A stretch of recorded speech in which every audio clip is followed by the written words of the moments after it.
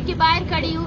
करीबन 1 घंटे से हम यही गुजारिश कर रहे हैं कि यहाँ पर जिन औरतों को डिटेन किया गया है हमें उनसे मुलाकात कराई जाए, लेकिन पुलिस अब भी दर्मी के साथ खड़ी हुई है। एसी साहब यहाँ पे खड़े हुए हैं और सब यही कह रहे हैं कि हम आपको अंदर जाने नहीं देंगे।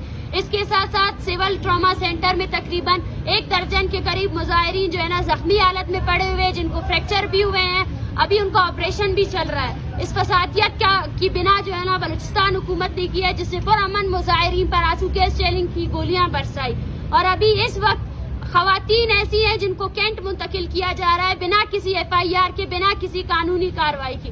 मैं आप सबसे यही गुजारिश करती हूँ कि इस फसादियत और इस जबर के खिलाफ आए और इकट्ठा हो जाए। सरियाब में अभी एक धरना जारी है। अगर जल्द अज जल्द औरतों को जो है ना रिहा नहीं किया गया, हम फिर से रेड जोन की तरफ जो है ना मार्च करने का ऐलान करेंगे।